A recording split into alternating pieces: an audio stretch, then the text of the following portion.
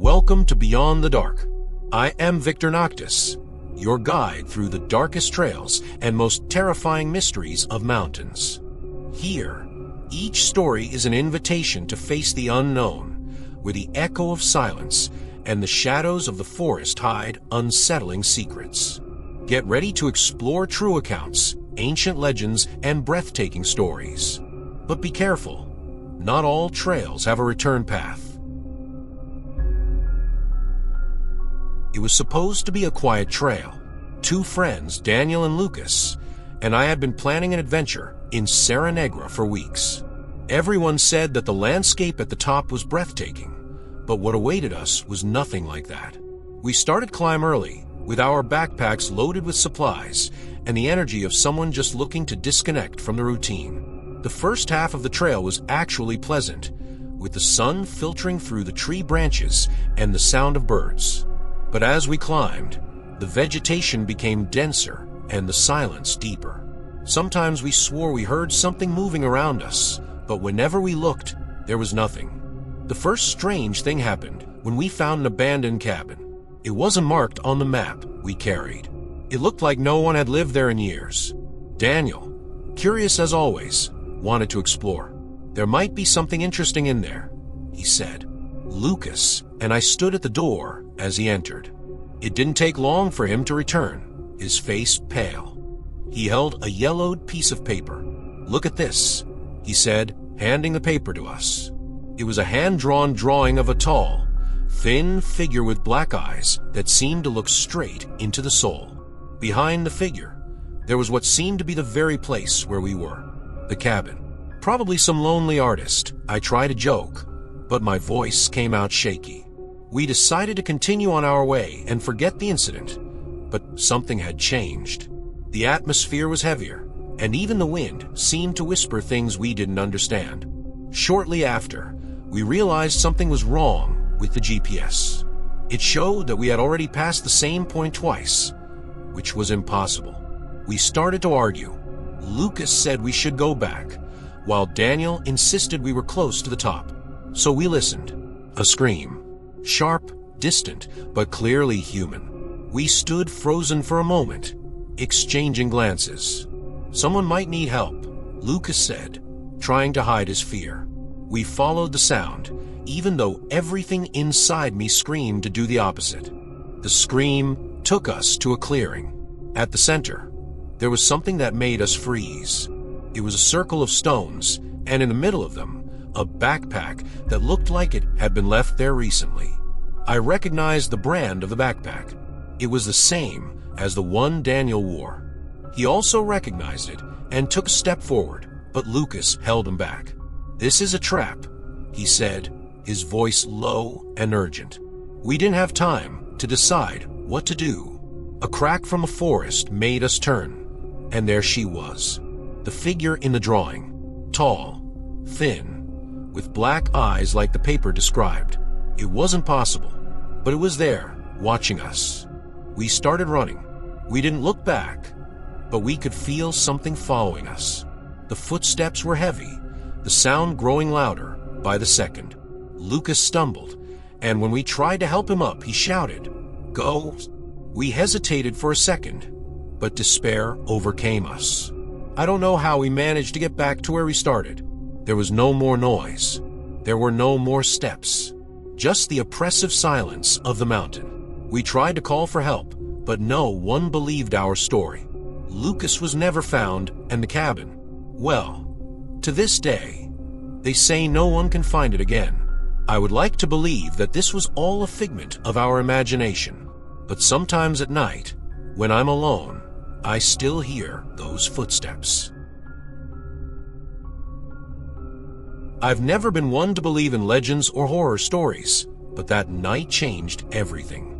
It happened 5 years ago, and to this day, I avoid telling that story. Not because I don't believe in myself anymore, but because every time I look back, I feel like I'm back there. It was winter, and my group of friends decided to spend a weekend at a secluded cabin in the mountains. A cliché choice, I know, but it seemed perfect. We wanted to disconnect, drink wine around the fireplace, and enjoy the snow. The cabin was in such a remote area that cell phone reception was non-existent, and that was the charm of the place. We arrived in the early afternoon, and the scenery was stunning. Snow covered everything, and tall trees created a natural barrier around the property. The cabin, however, looked a little older than in the photos. The windows were fogged up, and there were strange marks on the wood of the door, like deep scratches. "It must be a bear," said Marcos, laughing, as he opened the door. We laughed too, but something in my mind told me that it wasn't quite like that. The first night was peaceful. We had dinner, drinks, and played cards until late. But it was on the second night that it all started. I woke up to a sound coming from outside. It was like footsteps, but not from an animal. They were slow and spaced out, as if someone was deliberately stamping on the snow to make noise. I looked at the clock. It was 2:47 in the morning. My bed was close to one of the windows, and when I found the courage to look, what I saw chilled my blood. A figure stood at the edge of the forest. She was tall, thin, and seemed to be wearing a cape or something similar that was blowing in the wind. But what terrified me were the eyes. They glowed, as if reflecting a light that wasn't there. I turned away from the window, trying not to make any noise. I thought about waking the others, but I convinced myself that I might be imagining things. Maybe it was the wine, or my mind playing a trick. The next morning, no one commented anything strange, and I decided to keep what I saw to myself. Until Anna, one of my friends, mentioned something during breakfast. "Did you hear that last night? Like steps?" she asked, frowning. My heart skipped a beat, but before I could respond, Marcos laughed. "Probably some animal. We're in the middle of the forest. It's normal." Anna looked uncomfortable, but let the subject drop. I knew it wasn't an animal. On the third night, no one could ignore it. The footsteps returned, but this time, they were closer. Someone knocked on the door. 3 loud knocks, followed by absolute silence. We looked at each other, frozen. Marcos was the first to speak. "We better check. Maybe it's someone lost. Or maybe not," Anna replied, her voice shaking. With a flashlight in his hand, Marcos opened the door. There was nothing, just the wind and the sound of trees creaking under the weight of snow. But there was something on the ground, a small straw doll covered in snow, with a piece of red ribbon tied around its neck. After that, everything got worse. The lights flickered, the doors closed by themselves, and the footsteps never stopped. Each of us saw something different, shadows, figures, or heard voices that weren't there. On the last night, before we decided to leave, the entire cabin shook. It was as if something was trying to get in, but couldn't. We left at dawn, leaving everything behind, including the doll.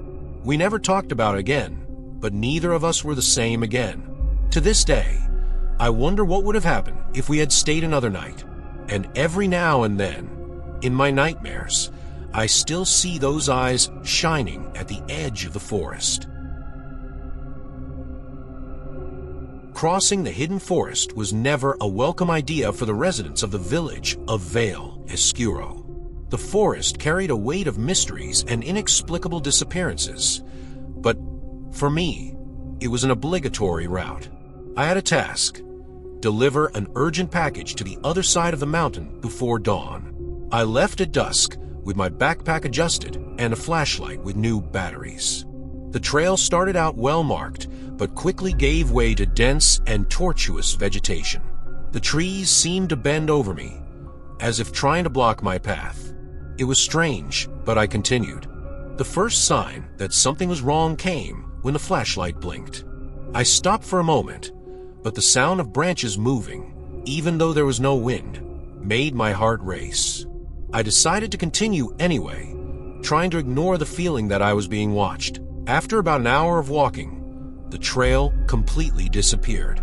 I looked around, but all I saw was darkness and twisted trunks. When I tried to go back, I realized that something had changed. The trees were no longer the same, and the sounds of the forest had disappeared. Even the insects were completely silent. It was then that I saw him, a figure from afar, tall and deformed, with a faint light emanating from its body. It wasn't a person, or at least, it didn't appear to be one. He didn't move, but I could feel he was watching me. My instinct screamed at me to run, but my legs wouldn't obey. Finally, I was able to move. I ran through the woods without looking back, hearing heavy footsteps that seemed to echo mine. Every time I stumbled, I felt the presence getting closer, until I tripped over something that wasn't a root. It was a backpack, old and torn, covered in moss. I opened my backpack in an act of desperation, hoping to find something useful, but what I saw gave me goosebumps. There was a notebook with pages covered in drawings of figures like the one watching me, accompanied by scribbled words like "don't trust," "run," and "they are everywhere." That's when I heard the voice. It wasn't a normal voice. It was low and drawn out, like the whisper of something that had never learned to speak. "Why did you come back?" he asked, echoing throughout the forest. I didn't respond. I didn't know how. I just ran, holding the notebook like it was my last hope. Finally, I saw a light ahead.